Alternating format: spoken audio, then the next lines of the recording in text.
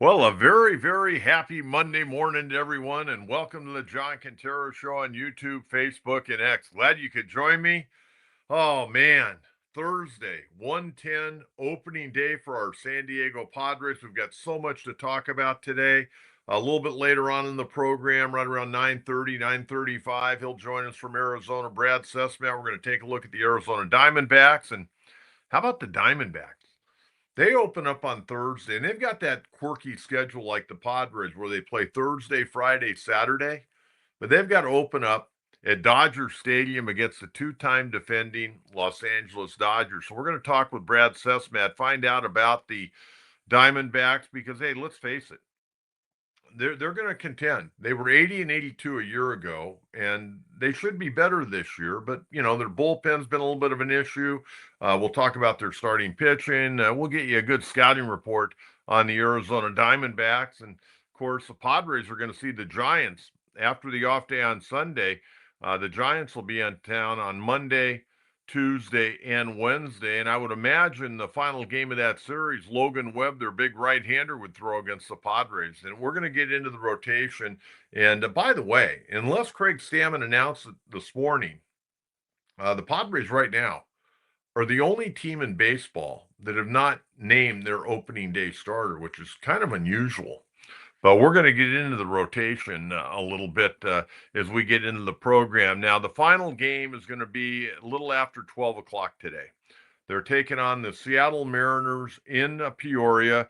Right-hander Luis Castillo 0-2 and a 10.80 ERA going against veteran right-hander German Marquez 1-2 and a 9.26. Big day, I think, for Marquez. Right now, he's probably slated, with Joe Musgrove being out, slated to be the fifth starter in the rotation. But we're going to take a deep dive into that rotation here over the course of the hour. Also today scheduled to pitch. He's thrown in one big league game so far, Jason Adam. I think if he throws well today, I think he's on the roster. I think he'll be on the opening day roster. Bradley Rodriguez, I think, is going to be on the opening day roster. Every once in a while, he'll get a little wild, but he got a lot of swing and miss stuff. Kyle Hart, who still doesn't have an ERA during the spring, and then right-hander Ron Marinaccio is scheduled to pitch. Marinaccio is pretty good. I thought last year when he pitched for the Padres, he pitched very, very well, but spent most of the year in El Paso and probably going to start the year in El Paso, I would imagine. But hey, we'll wait and see on that. The perfect world today, Marquez would go 5 innings and then turn it over to Adam, Rodriguez, Hart, Marinaccio, and then everybody can go get a shower, get a little something to eat, and hit the road back to San Diego. It'll be interesting today in the lineup. If Machado, Tatis, some of those guys are in the lineup, I would think maybe those guys have already headed back to San Diego. Now, I would assume tomorrow would be an off day for the Padres. Give them an off day, have a good workout on Tuesday, a light workout on Wednesday, and get ready to tee it up on Thursday against left-hander Tarek Skubal. I'm going to give you the rotation for the series for Detroit. Not going to be easy, I can tell you that. I want to take a look at last night. Last night, they moved the game from the afternoon to the evening because it's just been so blazing hot over in Arizona, 94 degrees on the average the last few days. So they moved it to a night game, which isn't a bad thing at this point in time. But last night, the Padres, they got walloped by the Diamondbacks 11-1. They get out hit 16-5. Worst start of the spring, by the way, for Walker Bhueler. He's slated to be the number 4 guy. And he can make the team. There's no question about it. That was set over the weekend. But Bhueler last night was knocked all over the place. These were ugly numbers. 3 1/3 innings. He gave up 11 hits, 7 runs, all earned, a walk, 3 strikeouts. But of the 11 hits, he gave up 2 doubles and he gave up 4 home runs. Not a way you want to end the spring. That is for darn sure. Then they had a parade of relievers. 28-year-old right-hander Justin Yeager, 2/3 of an inning, a hit, a strikeout. Wandy Peralta looked good last night, 1 inning, couple of strikeouts. Matt Waldron, they're probably going to put him on the IL. He's really behind. And remember, he's out of options. So if they try to send him down, they got to put him out on the waiver wire. He had that hemorrhoid surgery that slowed him in spring. I think you put him on the IL, let him work his way back, and see if you can get anything out of him this year. If you don't think you can get anything out of him, then go ahead and put him out on waivers, see if he gets claimed. If not, he comes off the 40-man roster and he can re-sign with the Padres, go to AAA. And then last night, Marinaccio, 1 inning, 1 hit, and a strikeout. Did a nice job. Gavin Sheets, who really had a very slow spring, but starting to heat it up. He hit his third homer in the last 4 games last night, 2 for 3, fourth homer of spring. Jace Bowen, a 1-for-1 night. This guy's played pretty well.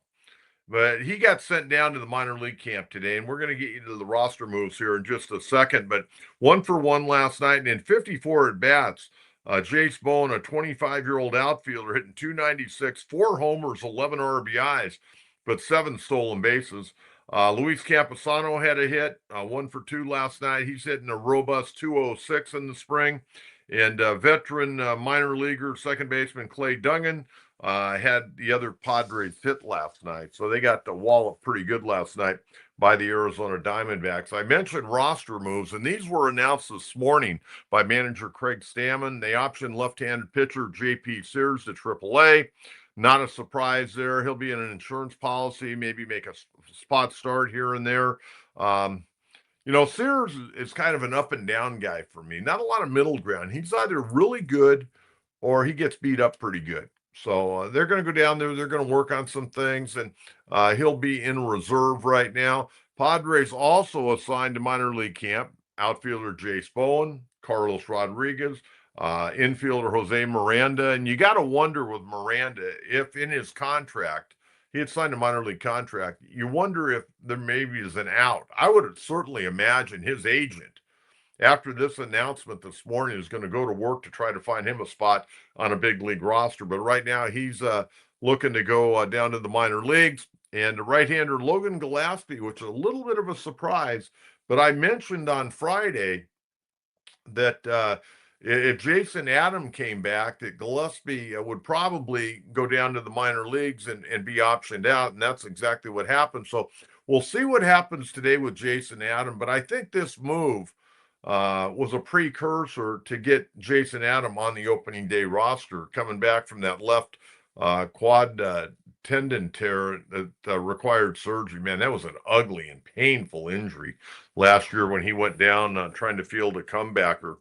I mentioned every team in baseball right now has named their opening day pitcher, but the Padres, and I'm looking right now, and I'm concerned. You know what? 3 weeks ago, I wasn't concerned, but I am concerned now about this Padre ball club. Joe Musgrove out. We have no idea when Joe is coming back. Like I mentioned last week, my sources tell me that he is healthy, but I don't know. I'm not hearing anything now. And this is typical. This is typical. Everything's fine. Everything's fine. He's going to take a little time off, but he hadn't thrown it all as far as I know. So now I'm starting to get a little bit more concerned. And I said I wasn't going to get concerned until like the middle of April or early May. But right now, we're not hearing anything. Maybe there'll be something said today before they break camp. But now I'm starting to get a little concerned about Joe Musgrove. Hopefully he's able to come back, but we're going to have to wait and see on that. But let's take a look at the projected starters. We got Michael King, Pivetta, Vasquez, Bhueler, and I assume German Marquez. None of these guys had a good camp. None of them. I mean, Randy Vasquez was doing pretty good, but he got banged around the other night. But let's take a look at the numbers in spring. And I realize that the numbers in spring don't mean a lot. But when you're getting the last couple of outings in spring training, you want to pitch, and you want to pitch well. The first couple, I take him with a grain of salt. Guy's working on some things. He's trying to just get comfortable back out on the mound with a pitch clock and all that, develop a rhythm. But, man, I'm starting to get a little bit worried. And I realize that some guys, when the bell rings, their whole mental makeup, they look at scouting reports differently. They get a little bit better prepared. There's not a lot of scouting reports in spring training. You're just going off what you know. But, again, you're also facing a lot of guys you're probably never going to see again. A lot of minor league guys, but those minor league guys, they're fighting for a job, and you just can't lay the ball over the middle of the plate. Let's start with Michael King. 5 games in the spring, 0-2 in a 10.19 ERA and 17 2/3 innings. 7 walks, 17 strikeouts, but in 10 or in 17 and 2/3 innings, he's given up 26 hits. He's got a whip of 1.87. Batters in the Cactus League, which I know is hitter friendly, hitting 357 against Michael King. So that's not good. But he's going to be either the starter in opening day or probably pitch the second game. Nick Pivetta coming off a career year. 4 games, 1-1 with an 8.25 ERA, 12 innings, 19 hits, 6 walks, only 9 strikeouts. Batters are hitting 380 against Pivetta in the spring, giving up 4 home runs, and his whip is over 2 at 2.08. I mean, probably was supposed to be the opening day starter and had not pitched well. I mean, him and King have both been very disappointing in the spring. But again, you're going to fluff them off. Not a big deal. They're veterans. They're getting their work in. They'll be ready when the bell rings, all those cliches. But I'm not seeing it right now. These guys are missing their spots. And the other night, King was missing spots, heading the count right over the middle of the plate. You can't do that. Not hitting his spots, man, is killing him. And Randy Vasquez was pitching great until the other night. And I realize these numbers can get skewed because you're not logging a lot of innings. But Randy Vasquez, probably the best pitcher of the Padres in the spring. Right now, he's got a 4.91 ERA. 5 games, 0-2, and a 4.91, 18 and a third innings, 14 hits, 5 walks, 15 strikeouts. Not bad. Batters hitting 206 against him, a 1.04 whip, giving up 3 home runs. So he's been the bell cow of spring training. And Walker Bhueler was pitching pretty well until last night. And he got banged around, as I mentioned earlier in the program. I mean, he got lambasted. Gave up 11 hits, 6 of them extra bases, 2 doubles and 4 home runs. 4 games, 2-1 with a 6.60 ERA, 15 innings, 21 hits, 5 walks, 16 strikeouts. Batters hitting 271 against him, a 1.73 whip, and gave up all those home runs in one game, the 4 last night. And then German Marquez, who's going today, he comes into the game with a 9.26 ERA into the spring finale. So you tell me, how do you feel about the Padres starting rotation right now? I'm concerned. Like I said, 3 weeks ago, I felt pretty good. Guys were making progress. Now I'm very, very concerned about where this Padre rotation is going to be. And we talked about it on Friday, that the rumor out there, Lucas Giolito, a guy that was 10-4 last year with a 3.41 ERA, a guy that doesn't walk batters. He'll give up a home run here and there, but doesn't walk batters. He's still looking for a job. And I think the Padres need to move on this. Now, I don't know what Giolito at this late a time is looking for money-wise, but right now he's looking for a job. And the thing that's bothering me here, if somebody goes down on another ball club, they may jump at him. They may bring him in, and the Padres are left sucking their thumb. I think they need to seriously talk to Lucas Giolito and his representatives and get him in here. He's a guy that knows how to pitch. 31 years of age, been around a little bit. He's had some good years. He's had some bad years. He's had some injuries along the way. Last year, 26 starts, relatively healthy last year. They need some help right now. I don't know about you, but I'm very concerned about the rotation. Now, the bullpen, I told you the bullpen I'm fired up about. I mean, we got a really, really good bullpen here. And they're going to do a good job, no question about it. You just can't overuse them early in the year. Now, let's talk briefly here about Detroit. Detroit's bringing in some great pitching. Verlander will not pitch, from what we understand. He will not pitch in the first series. His first start will probably be when Detroit goes over to take on Arizona, and that'll be that series starts on Monday. Not sure Verlander is going to be the guy that starts that game, but that'll be the Diamondbacks home opener on Monday, March 30th. Like I mentioned, they start out Thursday like the Padres do up at Dodger Stadium. But the guys that they're going to throw against the Padres, they're pretty good. I mean, Jack Flaherty, so-so for me. I've never been a big Jack Flaherty fan. I was early in his career when he was with St. Louis, but he's not the same pitcher. He's had a lot of injuries and, have a good start here and there, but he had a miserable season a year ago. But Thursday at 1:10, they're going to get left-hander Tarek Skubal. Skubal coming off his second straight Cy Young in the American League last year. He's 13-6, 2.21 ERA, a 0.89 whip, welcome to the 2026 season, Padres. You get to go against Tarek Skubal. And I would think Skubal's going to go probably 6 innings. I don't know if he can go more than that this time of the year, but the Padres are getting one of the probably two best pitchers in baseball. I would think Paul Skeens, Pittsburgh's got to be in that conversation. And oh, by the way things are matching up when the Padres play Paul Skeens a little bit later in the month of April, they're going to get him. So they're going to be seeing some really good pitching. And then on Friday, as I predicted, left-hander Framber Valdez is going to go, and Valdez can be very tough. Didn't have a great year last year. ERA was good, but his record last year 13-11 and a 3.66 with the Houston Astros. And again, he signed a big money deal as a free agent. And then Jack Flaherty going to go Saturday 8-15 in a 4.64 ERA. So that's the way you look at it right now. But getting back to the Padres here on this rotation, they don't have a lot of options right now. They really don't have a lot of options. I mean, Kyle Hart, who's pitching today, he'll probably pitch an inning at the most. He's pitched very well. He's pitched great last year at Petco Park. Wasn't as good on the road. When the Padres, after he made 6 starts, they put him in the bullpen. I thought he pitched very, very well. He's another guy that I think could be a guy that could get a spot start here and there. I think he's pitched well. I think he's been acclimated to the Padre organization. He feels a little bit more comfortable. It doesn't feel like he's on a tryout. Remember last year, he was going up and down from El Paso. So that's another option. J.P. Sears, if he gets off to a good start in El Paso, you might be able to use him.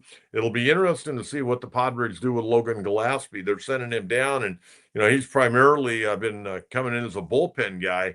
I wonder if they're going to lengthen him out and try to get him ready to go as a starting pitcher. And again, we don't know anything about Joe Musgrove, but I'm telling you right now, we better cross our fingers, cross our toes, and cross anything else on our body that we possibly can, that none of these guys go down and guys like Pivetta and King start pitching like they've pitched in the past. Because right now, Padres are in dire straits with this pitching staff. And I hate to be the bearer of bad news, but I'm very, very concerned about this ball club right now. Their everyday lineup's great. And we're going to talk more about the everyday lineup by Wednesday. We should have a pretty good idea who's going to make the team. Andujar got off to a good start. Miguel Andujar got off to a good start in the spring. He's kind of cooled off a little bit. Nick Castellanos has been okay, not great, but a veteran, getting acclimated to the Padres, and, he's going to be fine. Padres bench is going to be pretty good. And it sounds like today, with the roster moves they made this morning that I told you about, it looks like Bryce Johnson, the veteran outfielder who did a nice job last year for the Padres, looks like he will make the opening day roster. But A.J. Preller, you know how he works. It could be at the 11th hour on Wednesday night that there's some kind of trade. It would not surprise me in the least if the Padres made a trade before opening day. We've seen it in the past, and I think we may see it here in the next couple of days. Like a guy like Jose Miranda being sent down to a minor league camp today. Maybe he'll ask for his release. Maybe the Padres can move him to a roster and at least get, something. You always ask for an arm. In every trade you make, you always want to ask for an arm. Not that you're going to get a frontline starter for Jose Miranda, but you might add a guy that can help you in the bullpen, or maybe a spot starter, or who knows, maybe a veteran infielder.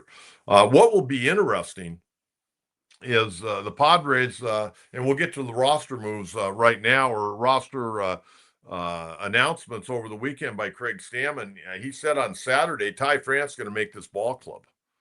And Ty France should make this ball club. I would have been very, very disappointed if Ty France didn't make this ball club for a variety of reasons. Number one, he's an Aztec for life, but that's not the determining factor for me. The guy can play. He's a good baseball player. I saw him as a freshman playing for Tony Gwynn, the very, very, very first at bat. And at that point in time, Ty France was a young kid, had a lot of baby fat on him. He's really toned his body up, gotten very, very strong. But I remember going down to talk to Tony after the very first game I ever saw Ty France play as an Aztec. It was his first at bat. I want to say he grounded out to shortstop. And I went down to T after the game. And I said, man, that third baseman of yours, I go, that guy's gonna be a hell of a player. I go, I really like the way he swings the bat. And he goes, yeah, I think he's gonna be pretty good as well. We didn't know that the kid was gonna end up being in the big leagues, but he looked pretty good and had a very nice career with the Aztecs. And of course, Padres drafted him, I think, in like the 34th round. I mean, he's a great story. And there was once upon a time where there was talk when he was with the Padre organization, they might make him into a catcher, but he came up as a third baseman, played a little second base, played first base, DH, won a Gold Glove last year. A lot of people aren't aware of that. He won a Gold Glove last year in the American League, playing for Minnesota, and then Toronto picked him up for the pennant race and played in the World Series. And the thing that I like about Ty France more than anything else, he gives you a good quality at bat. He doesn't get himself out. You got to throw to him, and he will take his walk. And he's more of a doubles guy than a home run guy. Last year, power numbers weren't great last year. He had 7 home runs.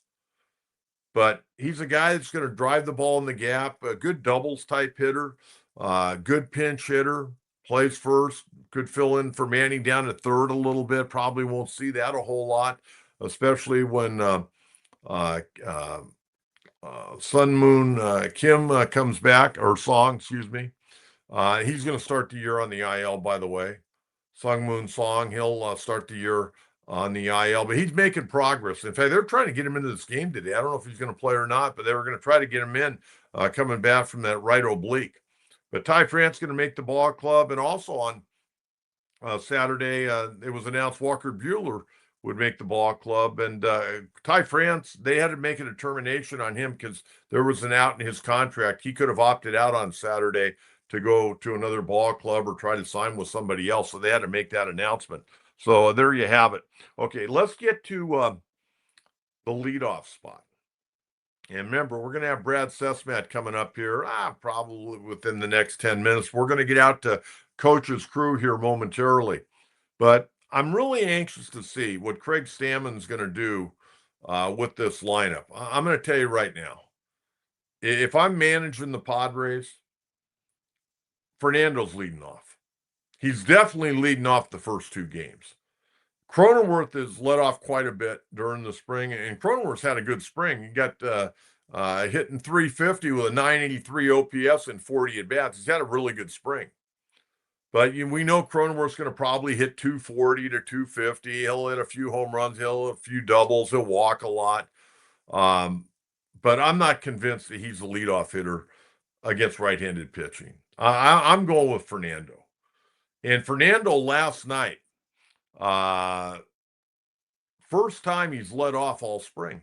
He finished 0 for 2 last night with 2 strikeouts and a walk, hitting 235. Doesn't have a lot of at-bats because of the WBC, but Fernando, to me, just makes the most sense. He's hit there a high percentage of his time in the big leagues. I don't want to reinvent the wheel. Let him hit leadoff.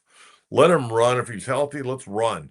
Let's set the tone. And thing with Fernando, more so than Cronenworth, we know that Fernando's going to hit more home runs than Cronenworth. Let Fernando go up there. Maybe it's 1-0 by the time the second batter of the game comes up. I'll take my chance with Fernando in the leadoff spot. I'm not big on Cronenworth. I keep thinking, and it hasn't happened, I keep thinking they're going to trade Cronenworth at some point in time, but it hadn't happened. I don't know if it's the money or there's not a suitor out there for a second baseman. I mean, making, $12 million a year? I was reading yesterday, by the way, good job by the Union Tribune, that baseball section they had. Man, I did baseball games over the weekend. I did 3 baseball games, UC San Diego, and man, I had more fun. I called my wife, she's on a trip. I go, man, I've had more fun calling baseball games, and they were long. I got to talk a lot about baseball over the weekend. All games were well over 3 hours.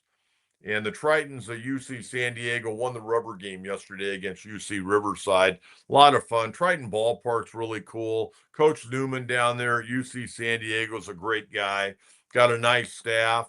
Really enjoyed my time, and I thank them for allowing me to broadcast those games. I kind of came out of nowhere, but I'm very thankful because I love baseball, and whenever I can talk it, and to be able to talk it, watching a game, breaking down plays, felt really, really good. And then tonight, I got the opener of the San Diego Strike Force up at the Front Wave Arena. Steve Quiss and I We've got the call on that game tonight at 6 o'clock. So for a guy that's supposed to be retired, I'm doing a lot. 4 days in a row, 3 baseball games and a football game, and went down and hung out with Paul Rudy for a segment today. So having a lot of fun. This is a fun time of year. I was all fired up. I'm fired up for baseball. I love baseball. I live and die for baseball. And it should be a good year here in San Diego. But like all ball clubs, every ball club has what if this, what if that, or I'm worried about this. I'm worried about a lot of things, and you never know how a team is going to go. And the other thing is the manager. What do you think the manager's thinking right now? He's getting ready to roll. I mean, he's going to have to pencil out that lineup. I'm sure he's done that 38 different times in 38 different ways to try to put a winning product on the field. It's always opening day is so fun, but it's so chaotic. And you got a lot of people that come to the ballpark that their work has bought tickets and they have a big kickoff party in the gas lamp and they walk over and some of the people have no clue about baseball, but they want to be there in the party atmosphere. And then on Friday we'll have Tony Gwynn opening day. I got to share something with you. Okay, I think most of you know that me and Tony were pretty tight. And I could tell Tony anything, and he felt comfortable telling me pretty much everything about what was going on. I mean, Tony knew everything that was going on in the organization, even when he was playing. And Tony would have me when we were out at Qualcomm Stadium on opening day. Everybody gather around his cubicle and say, "Hey, Coach, let him know how I feel about this." And I go, "Hey, Tony doesn't want to just see you on opening day. He doesn't want to see you on the big days, honoring this guy or honoring this guy. He wants you out here on a Wednesday night in the middle of July when it's hot and the Colorado Rockies are in town." I mean, he wanted guys that showed up every day. And what was funny is Tony was the best. And Steve and I were talking about this on our broadcast the other day. Tony was the best. And if a writer came and wanted a story and Tony hadn't seen the guy or knew of him, but the guy just showed up here and there, Tony would kind of not be mean to him, say, "Hey, I'm busy, I'm busy, I'm busy."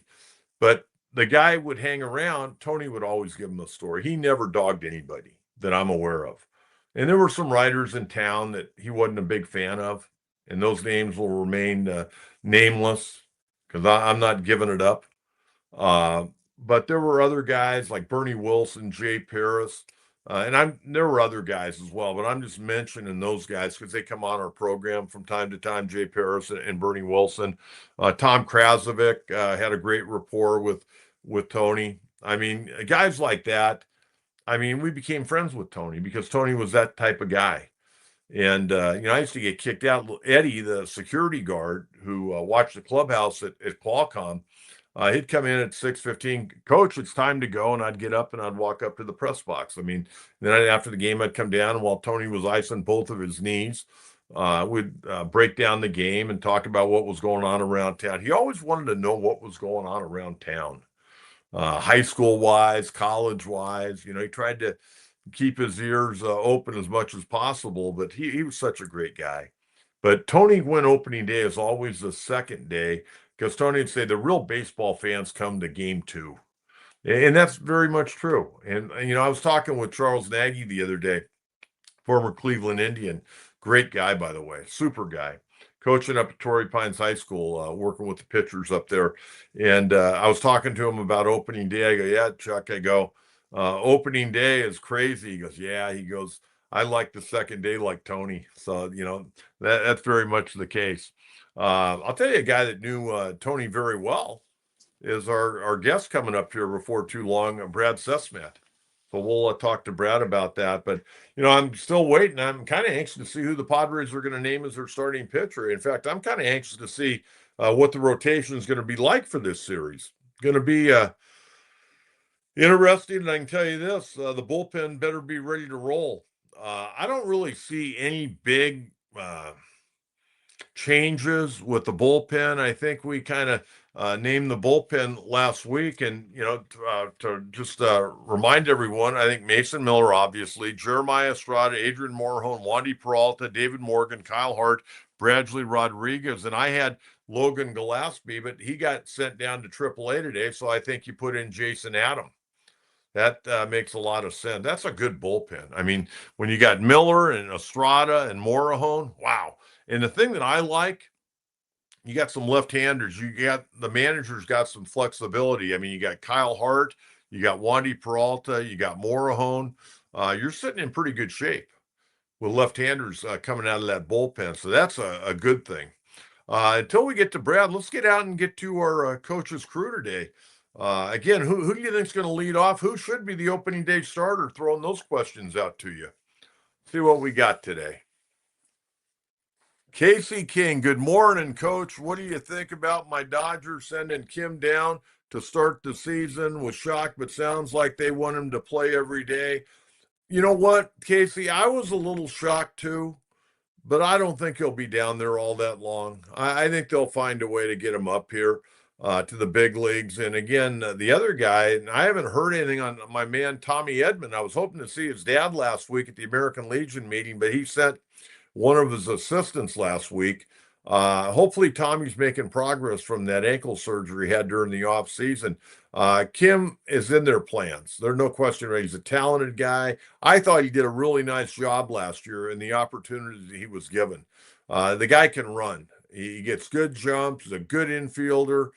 They may toy with him playing a little bit of outfield.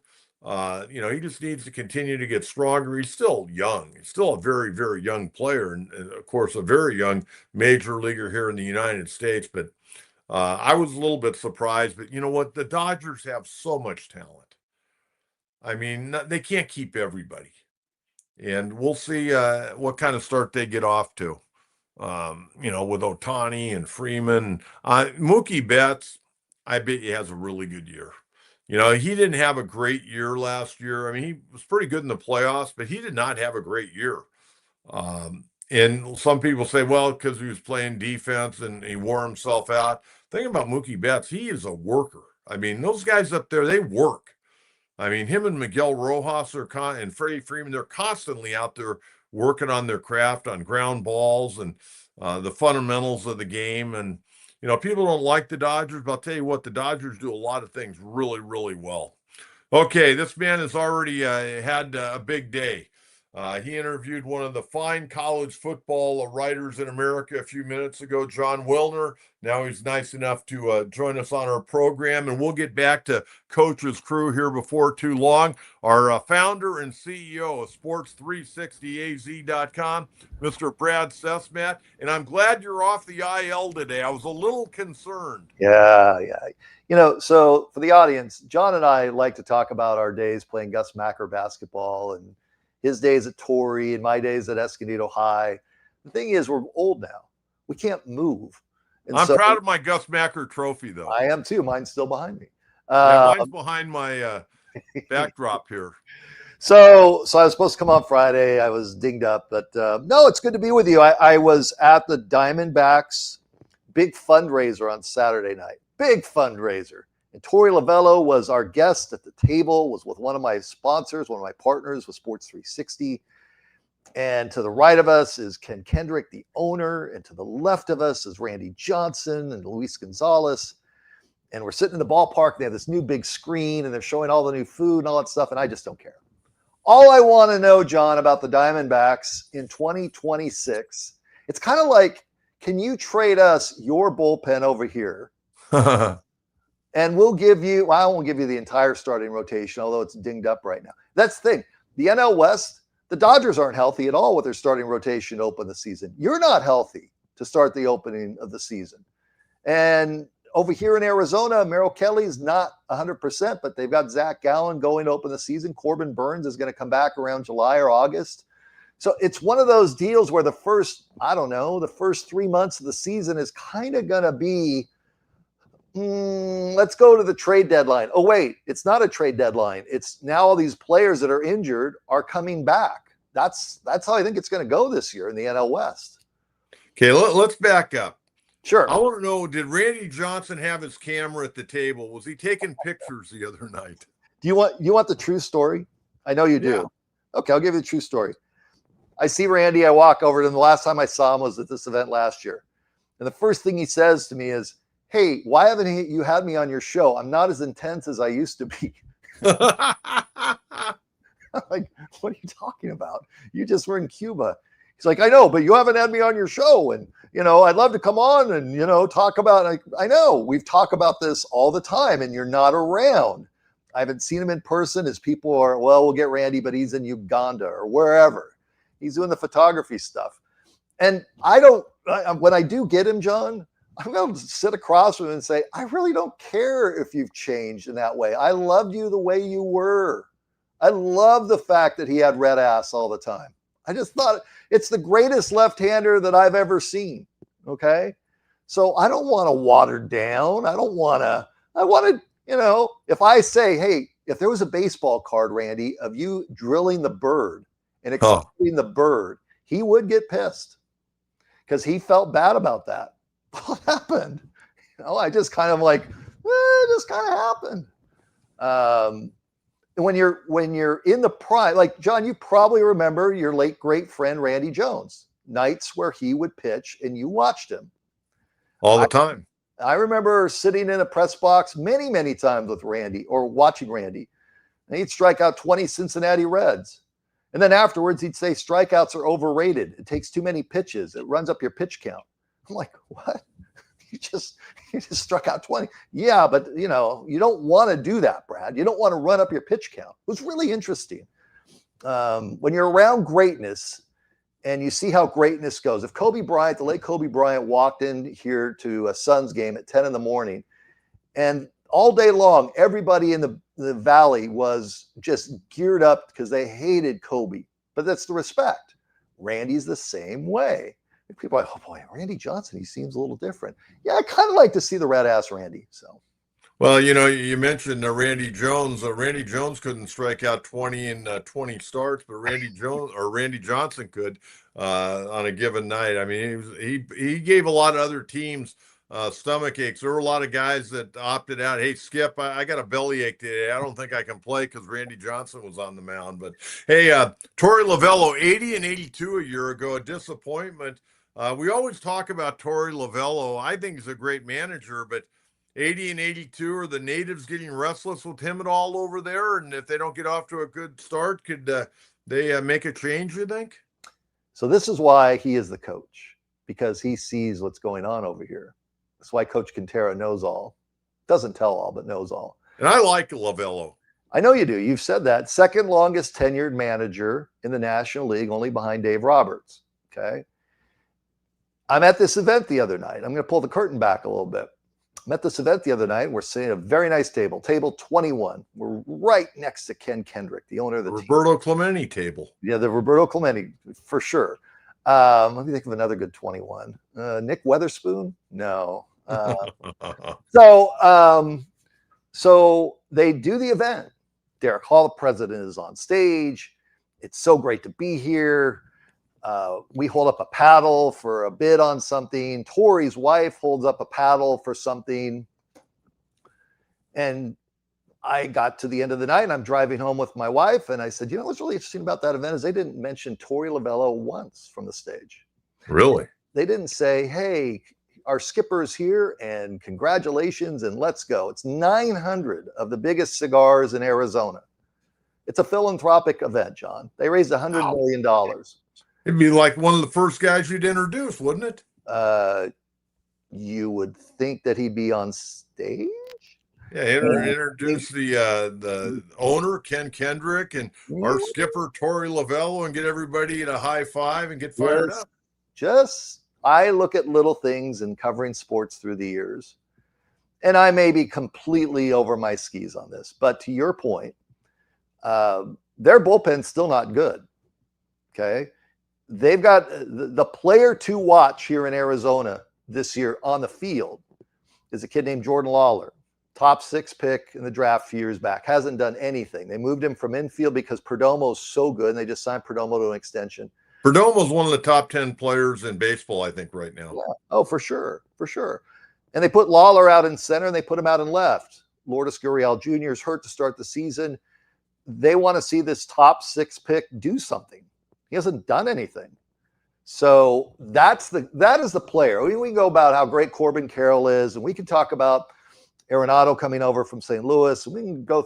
Gabby Moreno's got to stay healthy. One of the better young catchers in the game, but he hasn't been healthy. Has not been healthy. Ketel Marte, little bit of the clubhouse red ass guy from last year. We'll see. They shopped him a little bit, but not really. And when you look at a guy like Zach Gallen to me is very interesting. Guy decides to go to free agency. Diamondback said, go shop yourself. And he turns around and he comes back here.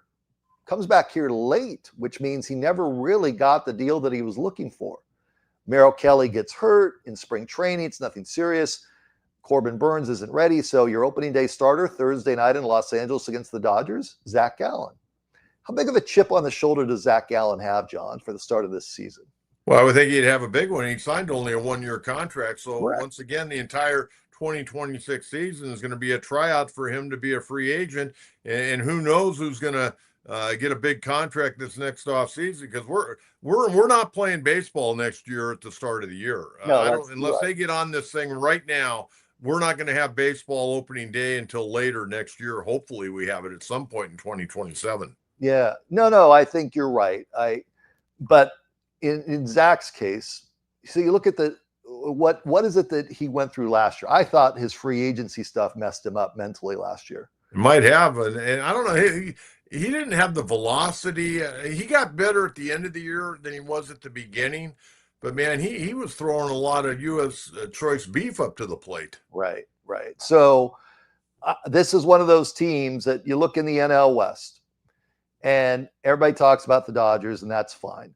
They don't have their pitching staff together, and so that's going to take some time. If you're going to get out to a quick start in the season and get up on the Dodgers, you might want to go that direction. The Giants, it's one of those deals where I'll take Logan Webb all day long. Right. And I agree. And I will take the direction that they're going. They're not there yet. Colorado is not the train wreck, but they're not anywhere near on the right track yet. But I think they're going in the right direction. I don't think they're just continuing to go downward because there's nowhere else to go. They could still lose 100 games this year, though. No, sure. But John, I think they were not competitive at all last year. No. And I'm not saying that they're going to be competitive this year, but I just, what I've heard around spring training is, just see what they're doing. It's not like, they're going to make a run or anything. No, but you know what, Brad? You know what? I said this on the show last week about Colorado. Yeah. They're going to be good enough to take some people down late in the year that could cost them a playoff spot. Sure. It's just, you're going to lose. Look at the Diamondbacks last year. The last 2 years, they missed the postseason by a game or two. That's how narrow the margin has been. And when I look at back here, and I see where the Padres situation is one of the bullpen is great, but how do you get to the bullpen? You're there. Do you think that there's enough starting pitching to get you to the postseason? Right now, and I talked about it before you came, I'm very concerned about this rotation because aside from Randy Vasquez, and Randy's ERA just a little under 5 in spring, and again, we always take those numbers in spring with a grain of salt. I mean, Michael King hasn't been good, missing spots. His numbers have been abysmal, over a 10 ERA. Nick Pavetta's not been good. Guys are hitting him all over the ballpark. Walker Bhueler, who had a pretty good spring until last night when he got crushed for 11 hits and 4 homers and 2 doubles in his 3 1/3 innings. And Musgrove's hurt. Herman Marquez coming off a 3-16 season, making a start today. Right now, he's probably their number 5 starter. So a lot of question marks with the Padres pitching in the rotation. But the other thing, they got one of the best, if not the best, bullpen in baseball. But the problem is they can't wear these guys out before the middle of August. Right. No, that's the situation that they had over here. And I'm looking at San Diego and saying, okay, if with all the turmoil that went on with the ownership, and I'm not on the ground there. I'm obviously that's where I grew up. I look around. Well, they're waiting to get out. You know what? They got one foot out the door. I mean, they're doing all the things in the community, but they're short lived here. I mean, they mentally they're trying to stay engaged, but they're checked out. They're going to all pack up and go back to Los Angeles. The owners. Yeah, absolutely. Okay, and so where's the team go? Well, a team's going to be here. A team ain't going anywhere. The new owner will come in, and I'm hoping the new owner, whoever it is, Brad, I'm hoping they come in and they want to make a splash for the fans, and they're going to go out there on the trade block, and they're going to make a big deal at the trading deadline. They're going to push us over the top, and we might win a World Series. Yeah. Well, their first move should be to hire John Kenetra as Senior Executive Vice President of nothing and everything. Just go put John in the front office because you could go be an ambassador. They're going to need some ambassadors. They're going to need some people to build the trust. They sell the games out, though, but who do they have that fans trust? You've already had one pro sports team leave San Diego. You've already had one pro sports team leave, so it's, we have another owner. Oh, there's this rumblings. There's these rumors. I'll tell you what, if I would have ever in my life gotten a job with the Padres, and I had an opportunity, and I turned it down in 97 from Kevin Towers, but where I'm at in my life now, or maybe a few years back, if I would have gotten a job with the Padres, remember Elmo Wright, the guy that did the very, very first touchdown dance? Yeah, sure. I would do the Elmo Wright touchdown dance. So what are you talking about? You're not out the door yet. You make it sound like you're one foot's in the grave. I know, but I still see that happening now. You're John Sleeping Quintera. They could put a Friar mascot with you and send you out to a Del Taco, and the first 50 Padre fans that show up get a taco and an interview with the coach. Are you kidding me? Now we have a lot of fun. No, you could be the guy out in the community that you and Tucker Ashford, if Tucker's still around, you and fill in the blank guy. Enzo Hernandez is no longer with us, but him and Enzo and I would have been great. Doug Rader? Is the Rooster still Doug Rader, he's tough. Is he still around? Do you know? Yeah, he's still alive. Is he? Yeah. We could do Dead or Alive as a bit. I don't know. But you had me on about the Diamondbacks, and I feel like if you keep an eye on Jordan Lawler over here, Corbin Carroll's going to, the interesting thing about Corbin Carroll to me is at what point when they signed him to that 10-year deal, and it was, oh my gosh, what an amazing contract. Well, you know what? We're almost halfway through it. At what point do you start to go back and say, okay, he's outperformed this contract? He's outperformed, and people will be like, Brad, he's making hundreds of millions. That's true. But if you look at the number that he's making now versus what else is out there since he signed that agreement, you could probably make the case he's underpaid. Well, Brad, and I don't disagree with you on that, but they've been pretty lucky over there. They signed Ketel Marte to a very team-friendly contract. Yes, they did. And they did the same thing with Corbin Carroll. Hey, real quick, best third baseman I've ever seen, and I know Padre fans are going to like this, was Nolan Arenado, okay? Not even close. The guy's won 10 Gold Gloves. Where was Greg Nettles in all this? Yeah, well, he's not right there. Brooks Robinson's probably in front. Come on. Huh? Are you serious? Mike Schmidt was pretty good. Best third baseman you've ever seen? When was the last time you had your eyes checked? Nolan Arenado, he won 10 straight Gold Gloves, okay? Okay, you're making it sound like it's past tense for him. Well, he hadn't won one in a couple of years. Okay, so is he on the wrong side? Or is this like I don't know. Maybe where he lives, he's had to, gotten a bigger trophy case for all those Gold Gloves. Maybe he'll try to win one this year. But what kind of spring has he had? Honestly, I haven't seen much of him. I've been to what, 4 Diamondback games, and then once the World Baseball Classic got underway, I checked out. I've been on the U of A basketball path with March Madness, so I haven't seen him enough, John. I can't give you a good answer on that one. I haven't heard anybody say, "Wow, he's washed up. He hasn't done anything right." But we'll see. I feel like when Suarez came here, there was this: he can't field to save his life. Well, Gino had a great impact, and we saw in the WBC. And they found a way to bring guys with not much gas left on the tank or much tread left on the tire to come to Arizona, and they seem to get something out of them. Josh Naylor is a good example last year, along with Gino. So we'll see on his front. The front office over here has done a nice job. They've done a nice job. Mike Hazen, as their general manager, has done actually, I think, a pretty darn good job to be competitive. And we'll see about Arenado. It's not a bad sign. I haven't heard anything other than that. No, I don't think it was a bad sign at all. I can tell you this, I had the opportunity to watch him play quite a bit because, when Colorado was coming in all those years, and I was doing the post game show, and Buddy introduced me to him one night, and good guy, apparently a really good teammate, but a guy that puts a tremendous amount of pressure on himself and expects perfection every day, and sometimes he maybe overworks a little bit because he wants to be good and he doesn't want to disappoint. So, I mean, that's a good thing. No, that's the greatness. When it's greatness, those are the people that you want to have on your roster. Doesn't matter what space. They can't crash and burn, but I've seen the greatest of the greatest in basketball being over here. I've been blessed over here with seeing the greatest of the greatest.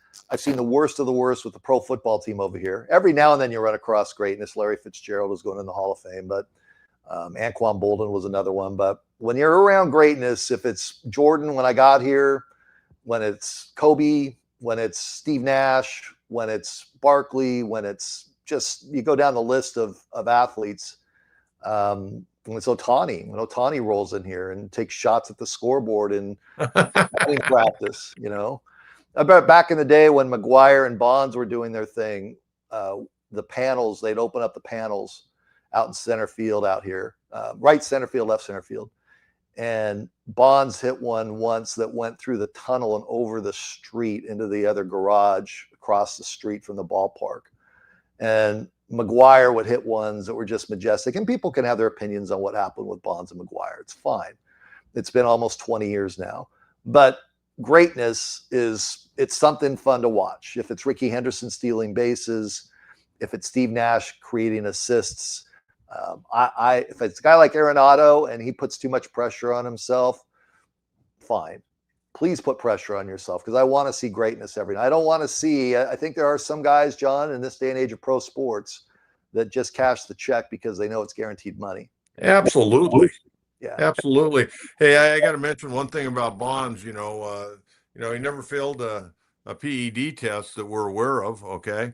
But I never seen a guy's head get smaller after they retired. You notice how his head, he used to have kind of a big head, not a Bruce Bochy head, but he had a big head. Nobody and has a after Bruce he retired, Bochy a few years later, that head shrunk. Yeah. I've seen a few players that have had the body that looked like, I don't even recognize this person. And it was from back in that era. Right. It was back in that era. But, do fans really care? Nowadays, fans. Well, Bud Selig didn't care because they were cashing checks because people were coming to watch those guys play. We had when they would come to town, when St. Louis and the Giants and Sosa with the Cubs would come to town, I would host my pregame show out in right center field behind the pool. And I'd get the pool net out and I'd extend it all the way out. The pool net where I extend it all the way out, and I'd sit there and I'd try and catch the balls as they were hitting them in batting practice. People thought it was fun. And, you take this stuff serious and you bring out the sledgehammer when it's appropriate, and you bring out the fly swatter when it's appropriate. And then you just have a little bit of fun. I think we've gotten so dang serious on every front, where, sports is supposed to be a great escape for a little bit. Now it's, okay, this guy sucks, this guy sucks, this guy sucks. Well, he sucks because you're betting, and you shouldn't be betting because not everybody's a Hall of Famer. No. But we have people now that go after players because they lost thousands of dollars betting on them to not. That's their own fault. That's their own fault. Yes. I have to go on the air here in a minute, so I have to run. Okay. Hey, last question. Ask. Give me the rundown. How you see the NL West finishing up 1 through 5? Oh gosh, do I have to? Well, you know what? You can bookend it because it's the Dodgers and then the Rockies. I'm going to say that is correct. I'm going to say that the Giants will finish in front of the Padres. Really? I am going to say. So the Rattlebacks are going to finish 4th then, aren't they? The Rattlebacks will finish third, and the Padres will finish fourth. Really? And that there will be a whole, well, John, they could be separated by 3 or 4 games. I don't see where this The division. natives will be restless here. Well, no, I know that, but I don't see where this division. It's easy every year to say the Dodgers are going to run away with it. I don't know. They have a ton of injuries right now with their pitching. And usually around July 4th, they wake up. Dave kind of. Well, and they'll bring their guys up from Oklahoma City and blow heat, and then they'll DFA a guy here and there and go get another guy. Right. A trade deadline will come up, and they will go make a move here or there. But that said, I think over here, if they don't get off to a quick start, that Torrey is going to be under the microscope. I think this team could challenge in the National League West. They just don't have near enough bullpen. Corbin Burns comes back and is fine. And Merrill Kelly is fine. And Zach Gallen's fine. And Brandon Pfaadt is fine. And Eduardo Rodriguez, who pitched in the WBC championship game, is fine. That's the best game he's pitched in 2 years. I know. That's like, John, that's 5 starters, and I haven't even gone into their minor leagues. So you've got, who you got finishing second? The Giants. Giants, Diamondbacks, Padres, and the Rockies are right underneath the Padres in 5th place. And Mason Miller will come over to the Diamondbacks. Hey, I'm going to tell you right now, if the Padres finish in 4th place, I don't care if it's a game or 2 games behind those other 2 teams, there's going to be a lynch mob out at Gallagher Square. Wow. Listen to you. I feel the like rebel rousers, man, they're going to be out there. Oh my, elite security is going to be busy. Huh? I don't think I'm that far off, though, because if you look around the rest, like the Giants are better. I'm not sure. The Diamondbacks, to me, they're running in place a little bit. They're running in place a little bit, but I have to go. I do have to jump on the air, so I have to. All right, hey, be brilliant as always. Hey, someday, I don't know when, we should do this like once a week. That would be a lot of fun. Like once a week, and we just run right through commercial breaks, or just do it here. So. Yeah, well, maybe a radio station around here will put us on. Good luck with that. So. Hey, best of luck today. Yeah. Thank you. All right, there's our man, Brad Cesmat, having a little fun. He got the Padres finishing in 4th place. How do you feel about that? I think we're better than the Diamondbacks. Giants are a little bit of a concern for me. They really are. Some interesting stuff there for Brad. We always have a lot of fun. Okay, I want to get back to Coach's Crew here for a minute, and I want to mention about the Aztec football program. Let's get back to Coach's Crew. What do we got here? Boy, a lot to talk about, man. This is just unbelievable. I can't wait till Wednesday's show.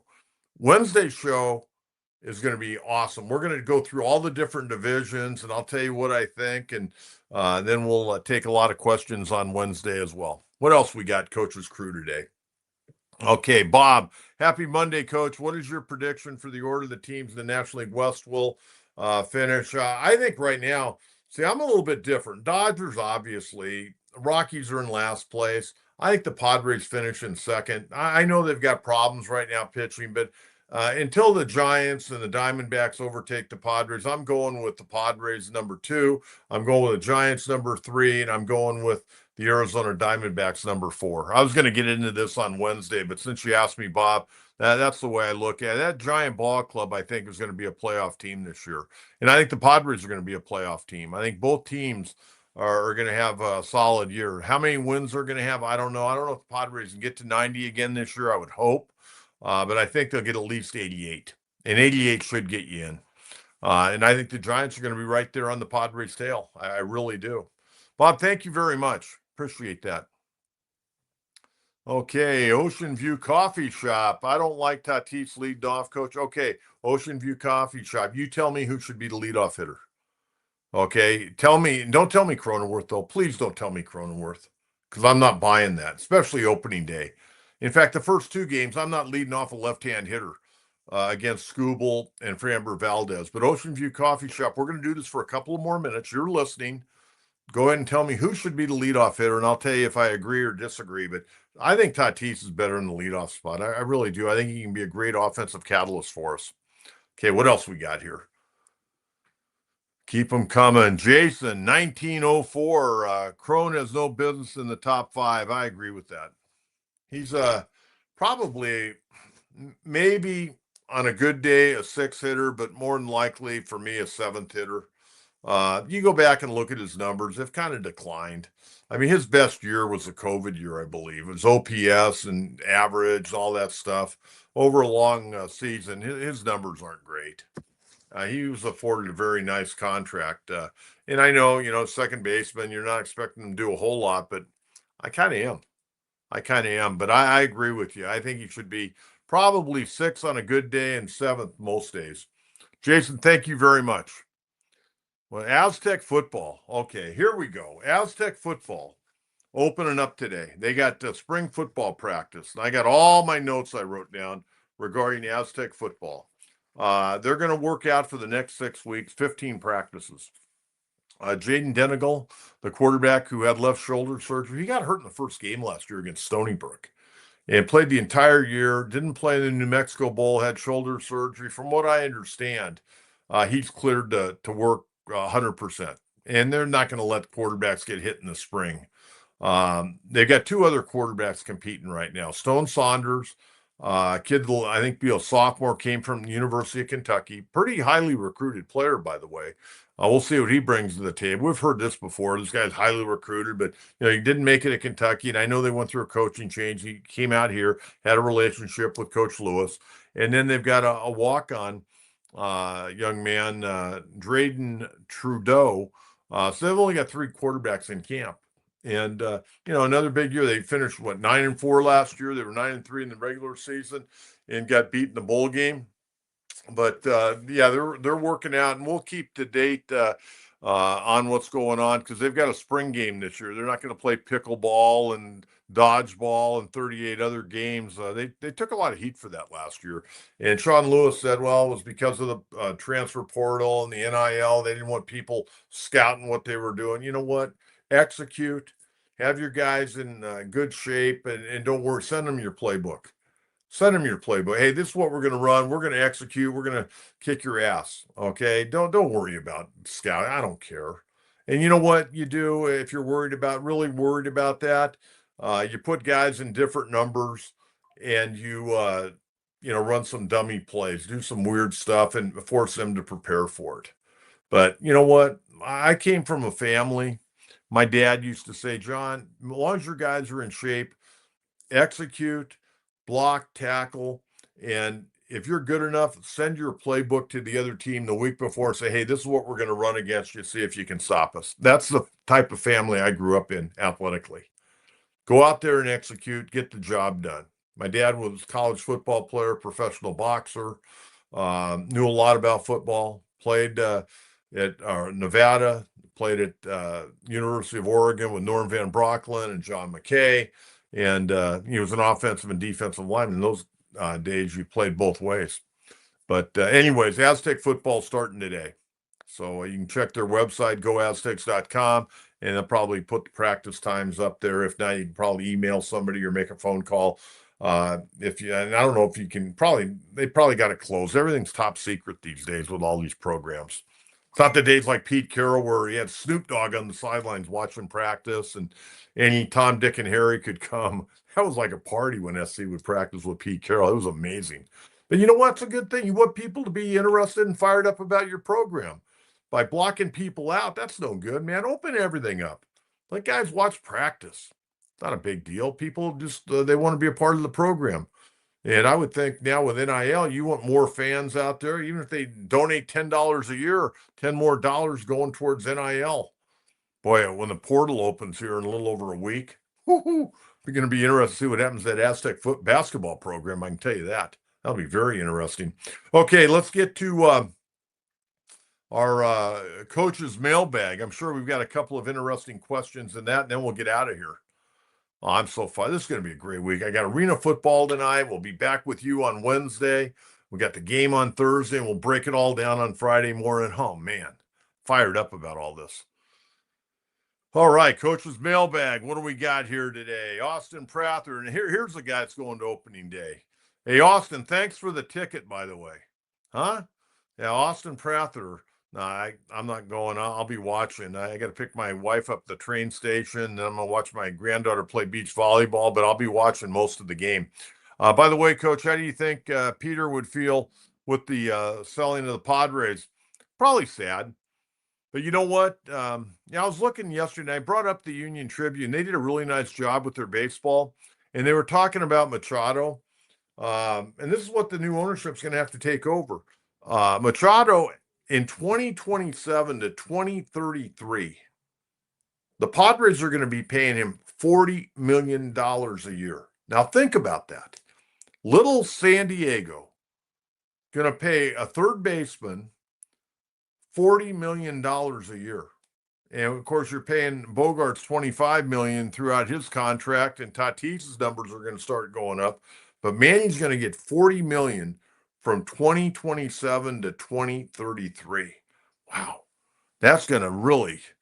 And I'm not begrudging Manny. He got the deal done. The Padres they gave him that contract.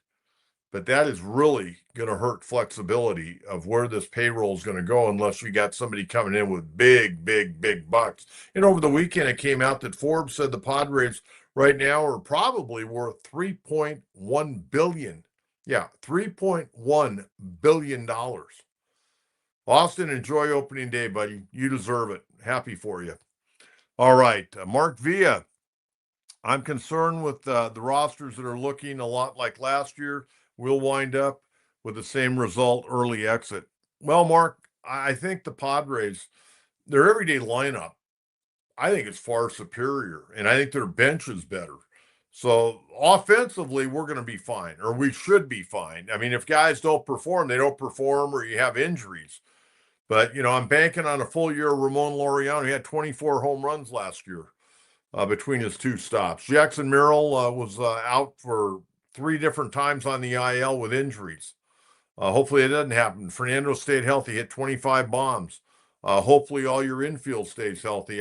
Sheets had a heck of a year last year. A career high 19 home runs. I think he can reach that. He may do a little bit better this year. And catching, you're going to get more offense out of Fermin and Camposano that you got out of Diaz and Maldonado. So offensively, you're going to be fine. You got Andujar, you got Ty France. I mean, you got some bench speed. You got Nick Castellanos. You got some guys that have actually done some things in the big leagues. You don't have a bunch of guys that are at the end of their careers, guys 36, 37, the Nelson Cruzes of the world or the Matt Carpenters of the world. So offensively, this team should be good. But again, you still got to go out and do it. Now, pitching-wise, 3 weeks ago, I felt pretty good about where we're at. Right now, I'm really concerned about the starters, as I've made mention numerous times in the program today. Bullpen-wise, you're great. And you got guys in AAA that can pitch in the big leagues. A guy like Ron Marinaccio, he deserves to be in the big leagues. He pitched well last year, but there's no room for him right now. We'll see what happens with Jason Adam. He's supposed to throw another inning today. If he's healthy, he's on the ball club. If not, maybe they bring back Gillespie, who they optioned out earlier today to minor league camp, or Marinaccio gets an opportunity to have an opening day with the Padres. But I think the Padres bullpen going to be good, one of the best. They're in the top 1 or 2 in baseball probably right now. Mark, I think the roster is better, but your pitching staff has to perform. And there are guys that have been there, done that. They got to do it again and stay healthy. And hopefully at some point in time, Musgrove can help this ball club as well. Okay, what else we got today? All right, that's it. Man, we hour and 8 minutes today. Wow. Hey, thanks to Brad Cesmat for joining us. By the way, Jonathan's card show with SD Collectibles, you fans came out in droves. Great weekend down at Liberty Station. Thank you very much for supporting our producer and director of the John Quintero Show. He and the whole crew had a great time, and from what I heard, all the people that showed up, very, very happy as well. And I'll have another card show coming up here real soon, and we'll tell you about that. I got to get to one real soon. I've just been really busy. Hey, reminder, Wednesday, you don't want to miss the show. We're going to go through division by division. I'll tell you who I think is going to be in, who's going to be out. And remember, as tough as it can be, the Padres only have to be better than 9 other teams in the National League to get back to the playoffs. I'm not happy just getting to the playoffs. I want to win a stinking World Series. I'll talk to you again on Wednesday, everyone. Have a great day. Bye-bye.